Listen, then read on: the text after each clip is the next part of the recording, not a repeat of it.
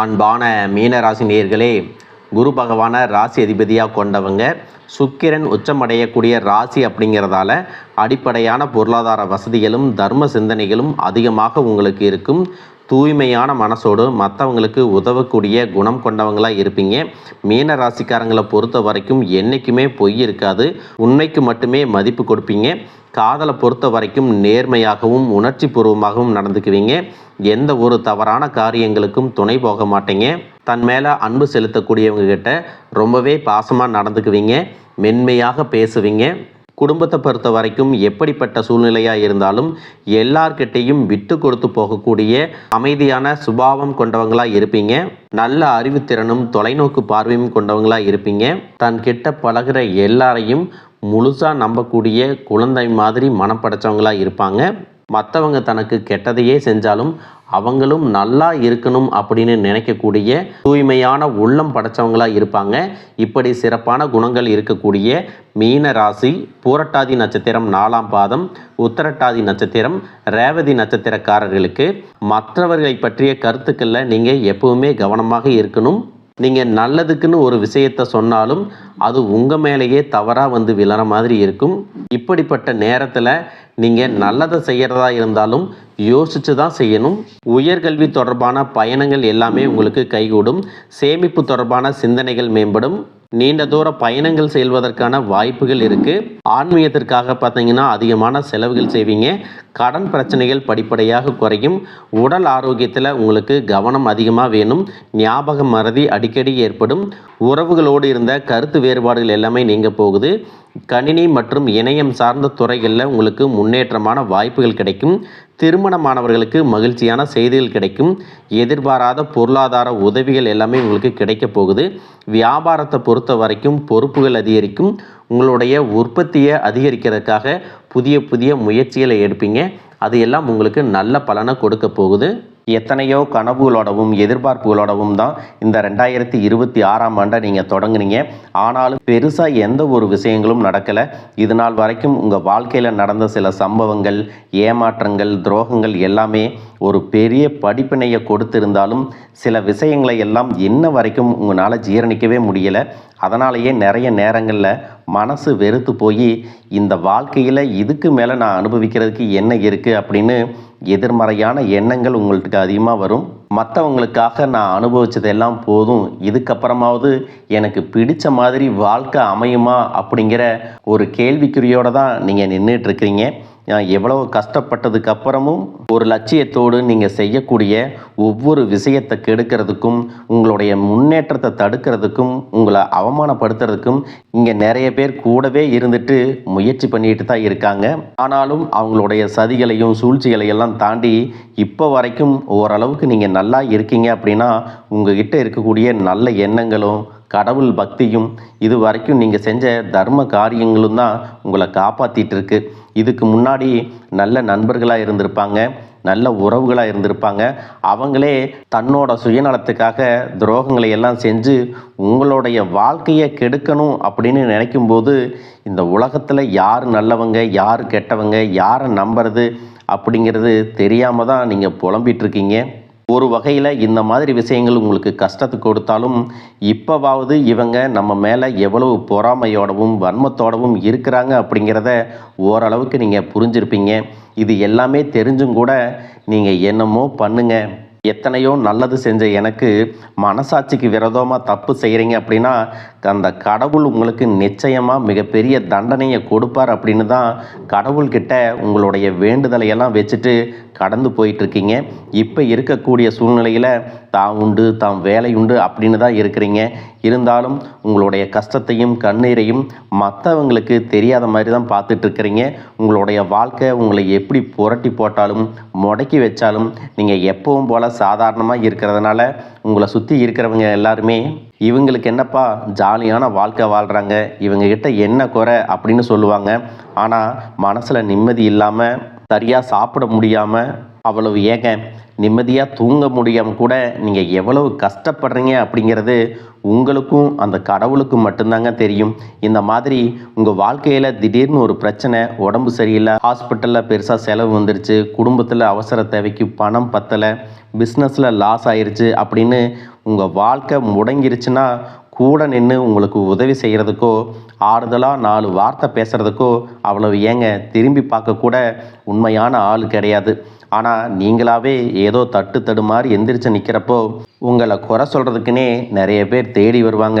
உங்கள் சொந்தக்காரங்க, தெரிஞ்சவங்க அப்படின்னு எல்லாரும் தேவைக்கு மட்டும்தான் உங்களை பயன்படுத்திக்கிறாங்க. இதையெல்லாம் தெரிஞ்சதுக்கு அப்புறமும் மறுபடியும் அவங்களுக்கெல்லாம் உதவி செஞ்சு ஏமாறக்கூடியவங்களாக தான் நீங்கள் இருக்கீங்க. இந்த வாழ்க்கையில் எப்படியாவது முன்னேறிடணும் அப்படிங்கிறதுக்காக தினம் கஷ்டப்பட்டு உழைக்கிறீங்க. இது நாள் வரைக்கும் என்னுடைய மனசாட்சிக்கு தெரிஞ்சு நான் யாருக்கும் எந்த கெடுதலையும் கஷ்டத்தையோ துன்பத்தையோ கொடுத்ததில்லை. எனக்கு மட்டும் ஏன் இந்த வாழ்க்கையில் இப்படி நடக்குது அப்படின்னு ஆதங்கப்படுறது உண்மைதாங்க. என்ன இருந்தாலும் உங்களுக்கு இவ்வளவு கஷ்டங்கள் ஆகாது. இந்த மாதிரி பிரச்சனைகள் உங்கள் வாழ்க்கையில் வரும். கொஞ்ச நாளுக்கு அப்புறம் அது போயிடும். நிறைய நேரங்களில் பார்த்தீங்கன்னா உங்களால் எந்த பிரச்சனைகளும் வராது. ஆனால் உங்களை சுற்றி இருக்கிறவங்க மூலம் தான் உங்களுக்கு நிறைய பிரச்சனைகள் வருது அப்படிங்கிறத இப்போவாவது கொஞ்சம் புரிஞ்சிருப்பீங்க.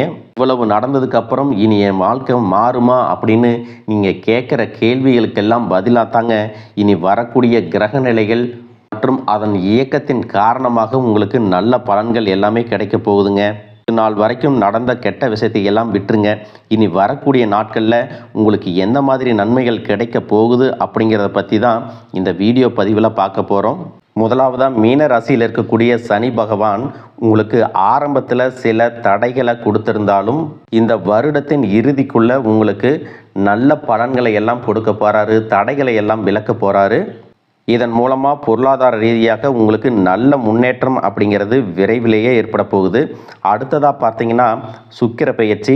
இதன் மூலமாக உங்களுக்கு நல்ல வேலை வாய்ப்பு, அதில் பதவி உயர்வு மற்றும் அதிகாரம் செலுத்தக்கூடியவர்களுடைய நட்பு உங்களுக்கு கிடைக்கும்.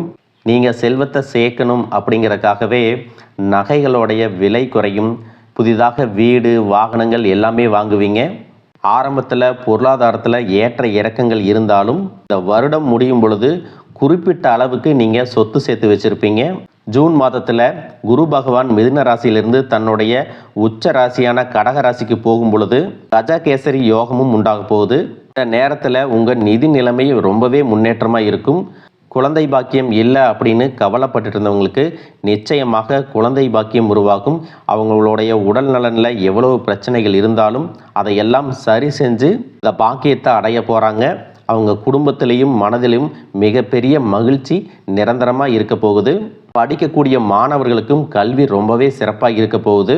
அடுத்ததான் நவம்பர் மாதத்தில் ஏற்படக்கூடிய ராகு கேது பெயர்ச்சியில் குடும்பம் மற்றும் தொழிலில் திடீர் மாற்றங்களும் திருப்பங்களும் ஏற்பட போகுது. நீண்ட நாளாக நிறைய பேர் உடல்நலம் சார்ந்த பிரச்சனைகளில் முடங்கி கிடந்திருப்பாங்க. நடக்கிறதுக்கே ரொம்ப சிரமப்பட்டிருந்திருப்பாங்க. அந்த பிரச்சனை எல்லாமே முழுவதுமாக நிவர்த்தியாக போகுது. கடந்த காலகட்டங்களில் உங்களுக்கு நல்லதொரு வேலை கிடைச்சிருக்காது. குடும்ப கஷ்டத்திற்காக குறைவான சம்பளத்தில் பிடிக்காத வேலையை செஞ்சுட்டு இருந்திருப்பீங்க. உங்களை பொறுத்த வரைக்கும் பிஇ படிச்சிருப்பீங்க, டிகிரி படிச்சிருப்பீங்க. சில பேர் தன்னுடைய கல்வி தகுதிக்கு சரியான வேலை கிடைக்கல அப்படின்னு ரொம்பவே ஆதங்கப்பட்டு இருந்திருப்பீங்க. வரக்கூடிய நாட்களில் நீங்கள் சரியான முயற்சிகளை எடுத்தீங்க அப்படின்னா அரசாங்க வேலைக்கு நீங்கள் முயற்சி பண்ணாலும் உங்களுக்கு அரசாங்க வேலை கிடைக்கும். பேங்க் வேலையோ, ஐடி கம்பெனியோ, அது தனியார் நிறுவனங்களோ உங்களுக்கு மனசுக்கு பிடிச்ச மாதிரி நல்ல வருமானத்தோடு வேலை கிடைக்கக்கூடிய சூழ்நிலையும் இருக்குது. மேலும் கணவன் மனைவிகளில் பார்த்தீங்கன்னா நல்ல அந்யோன்யம் இருக்க போகுது. இது வரைக்கும் இருந்த மன கஷ்டங்கள் எல்லாம் நீங்கி ஒற்றுமையோடு இருக்க போகிறாங்க. சொத்து மற்றும் பல பிரச்சனைகள் காரணமாக நீதிமன்றத்தில் ஏதாவது வழக்குகள் இருக்குது அப்படின்னா கூட அதுவெல்லாம் உங்களுக்கு சாதகமாக வரும். அதிலும் சொத்து விஷயத்தில் சனி பகவானுடைய பார்வை உங்களுக்கு நேரடியாக இருக்கிறதுனால சில தடைகளை கடந்து வரும் பொழுது உங்களுக்கு அந்த சொத்தானது நிச்சயமாக கிடைக்கும். அரசியல்வாதிகளை பொறுத்த வரைக்கும் புதிய பதவிகள் எல்லாமே தானாக கிடைக்கும். தேர்தலில் போட்டியிட்டு ஜெயிக்கக்கூடிய வாய்ப்புகளும் இருக்குது. இது வரைக்கும் நீங்கள் வேலை செஞ்சுட்டு இருக்கக்கூடிய இடத்துல சரியான ஒத்துழைப்பு இருந்திருக்காது. முழு ஈடுபாட்டோட வேலை செய்ய முடியாத அளவுக்கு சில பிரச்சனைகள் எல்லாமே இருந்திருக்கும். இனி வரக்கூடிய காலங்களில் உடன் வேலை செய்கிறவங்க மூலமாக உங்களுக்கு நல்ல ஆதரவு கிடைக்கும். சந்தோஷமாக அந்த வேலையை செய்வீங்க. வேலையில் உங்களுக்கு பண பலன்கள் ஏதாவது வராமல் இருந்துச்சுன்னா அந்த பண பலன்கள் எல்லாமே உங்களுக்கு வெகு சீக்கிரத்தில் கிடைக்கும். அரசு வேலையில் இருக்கக்கூடியவங்க சட்டத்திற்கு புறம்பாக எந்த ஒரு காரியத்திலையும் ஈடுபடாமல் நேர்மையாக நடந்து கொள்வது நல்லது. பொது வாழ்க்கையில் இருக்கிறவங்களுக்கு நீங்கள் எதிர்பார்த்ததை விட மிகப்பெரிய நிலையை அடைய போகிறீங்க. தொழிலில் தடைகள் ஏதாவது இருந்துச்சுன்னா அந்த தடைகள் எல்லாம் விலகிறது மட்டும் இல்லாமல் புதிய கிளைகளையும் தொடங்குவீங்க. உங்களுடைய உற்பத்தி அதிகரிக்கும். தொழிலை விரிவு செய்வீங்க. வரக்கூடிய நாட்களில் உங்களுக்கு விற்பனையும் அதிகமாகும். ஏற்றுமதி இறக்குமதியில் எல்லாம் உங்களுக்கு நல்ல லாபம் கிடைக்கும். நீங்கள் செய்யக்கூடியது சின்ன தொழிலோ பெரிய தொழிலோ அதுவெல்லாம் உங்களுக்கு நல்ல வளர்ச்சியை கொடுக்கும் அப்படிங்கிறத நீங்கள் ஞாபகம் வச்சுக்கோங்க. இனி வரக்கூடிய காலங்கள் எல்லாமே உங்களுடைய கனவுகளை நிஜமாக்கக்கூடிய நாட்களாக இருக்க போகுது. குடும்பத்தில் முன்னேற்றமும் பொருளாதாரமும் கிடைக்கும் பொழுது உங்களுடைய சுய ஒழுக்கத்தில் நீங்கள் ரொம்பவே கவனமாக இருக்கணும். பேசக்கூடிய வார்த்தைகள், பழகக்கூடிய நபர்கள் எல்லார்கிட்டையும் எந்த ஒரு இடத்துலையும் தான் அப்படிங்கிற கர்வத்தை மட்டும் நீங்கள் வச்சுக்கக்கூடாது. மற்றவர்களை குறையாக பேசுகிறதோ மட்டம் தட்டி பேசுகிறதோ அதை காயப்படுத்துகிற மாதிரி பொது இடங்களில் பேசிடக்கூடாது. நீங்களும் சரி, உங்களை சுற்றி இருக்கிறவங்களும் சரி, எப்பவுமே பாசிட்டிவான எண்ணங்களில் இருக்கணும். அப்படின்னா எதிர்காலத்திற்கான நல்ல திட்டமிடுதல் எப்பவுமே அவசியம். அதனால் நீங்கள் எந்த ஒரு விஷயத்தை செய்யும் போதும் எதிர்காலத்தில் இது எனக்கு எந்த மாதிரியான பலன்களை கொடுக்கும் அப்படிங்கிறத மனசில் வச்சுக்கிறதும் அவசியம். இதை நீங்கள் சரியாக செஞ்சுட்டு வந்தீங்கன்னா பெரியவர்களுடைய உதவி கிடைக்கும். உறவுகளில் இருந்த சண்டை சச்சரவுகள் முழுவதுமாகவே விலகும். புதிய நண்பர்களும் உங்களுக்கு உதவி செய்வாங்க. தொழிலில் ஏற்பட்ட நெருக்கடிகள் விலகும். பொருளாதார ரீதியாக நலிவடைந்த நிறுவனங்கள் மீண்டும் முன்னேற போகுது. மேலும் மேலும் உங்களுக்கு வியாபாரத்தில் எதிர்பார்த்த லாபம் கிடைக்கும். உங்களுடைய புதிய சிந்தனைகள் மற்றும் நேர்மறையான எண்ணங்கள் உங்களுடைய வளர்ச்சிக்கு காரணமாக இருக்க போகுது. கடந்த காலகட்டங்களில் திருமணம் பார்த்தீங்க அப்படின்னா நிறைய பிரச்சனைகளும் சிக்கலுமாக இருந்திருக்கும். அதிலும் ஜாதகம் சரியில்லை, சொந்த வீடு இல்லை, வசதி இல்லை, பெற்றோர்கள் சரியில்லை, அரசு வேலையாக இருக்கணும், இந்த மாதிரி எத்தனையோ காரணங்களை எல்லாம் சொல்லி உங்களுக்கான திருமணம் தடைகள் ஏற்பட்டிருக்கும். இன்னும் சிலருக்கு பார்த்தீங்கன்னா தெரிஞ்சவங்களாலையும் நண்பர்களாலையுமே திருமணங்கள் எல்லாமே நின்று போயிருக்கும். இந்த மாதிரி இடத்துல உங்களால் எந்தெந்த விஷயத்தையெல்லாம் சரி செய்ய முடியுமோ அதையெல்லாம் சரி செஞ்சுட்டு குரு பெயர்ச்சிக்கு பிறகு நீங்கள் திருமண முயற்சிகளில் ஈடுபட்டீங்கன்னா உங்களுடைய மனதுக்கு பிடித்த மாதிரியான நல்ல வரன் அமையும்.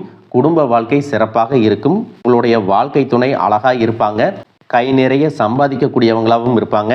அதே நேரத்தில் வாழ்க்கை துணையை இழந்துட்டு இரண்டாவது திருமணம் பற்றி யோசிக்கக்கூடிய ஆண்கள் மற்றும் பெண்களுக்கு தன்னுடைய வாழ்க்கையில் வரக்கூடிய துணை, அவங்களுடைய பழக்க வழக்கம், 2 பேருக்கும் கருத்தொற்றுமை இருக்கா, மன பொருத்தம் இருக்கா மற்றும் தேவைப்பட்டால் உங்களுடைய ஜாதகத்தை கூட ஒரு முறை நீங்கள் சரி பார்த்துக்கிட்டு இரண்டாவது திருமணத்துக்கு முயற்சி செஞ்சீங்கன்னா நல்ல வாழ்க்கை துணை அமையும். மற்றவங்க பொறாமப்படக்கூடிய அளவுக்கு நல்லதொரு வாழ்க்கையை வாழ்ந்து காட்டுவீங்க. படிக்கக்கூடிய மாணவர்களுக்கு பரீட்சையில் நல்ல மார்க் வருமா, பாஸ் ஆகுமா அப்படிங்கிற மாதிரி குழப்பங்கள் இருக்கும். வரக்கூடிய தேர்வு முடிவுகளானது நல்ல தேர்ச்சியை கொடுக்கும். ஓரளவுக்கு நல்ல மதிப்பெண்கள் வாங்கி பாஸ் ஆகிறது மட்டும் இல்லாமல் அடுத்தடுத்த மேற்படிப்புகளும் படிப்பீங்க. காதலிக்கக்கூடியவர்களுக்கு சரியான புரிதல் இல்லாமல் போகிறது மற்றும் கருத்து வேறுபாடுகள் காரணமாக பிரிஞ்சிருப்பாங்க. இன்னும் சிலருக்கு பெற்றோர்களே காதலுக்கு தடையாக இருந்திருப்பாங்க. வேறு ஜாதியாக இருக்குது, நல்ல குடும்பமாக இல்லை, வசதி இல்லை அப்படின்னு ஏதாவது ஒரு காரணத்தை சொல்லி பிரிஞ்சிருந்திருப்பாங்க.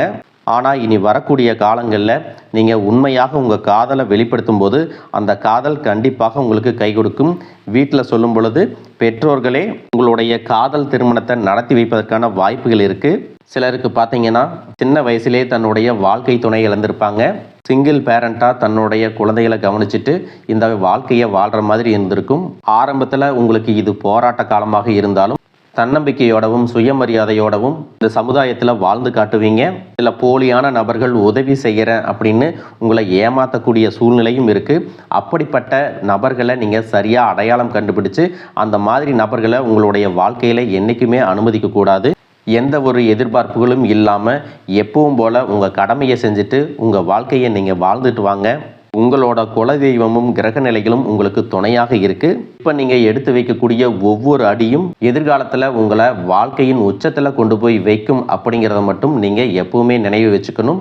உங்களை சுற்றி நல்ல விஷயங்கள், கெட்ட விஷயங்கள் இந்த மாதிரி எல்லாமே சுற்றி நடந்து வந்தாலும் நல்ல விஷயங்களை மட்டும் எடுத்துட்டு நீங்கள் முன்னேற்ற பாதையில் போயிட்டே இருங்க. உங்களுடைய நல்ல எண்ணங்களுக்கு உங்களுக்கு நல்லதே நடக்கும். வாழ்க வளமுடன், வாழ்க பல்லாண்டு.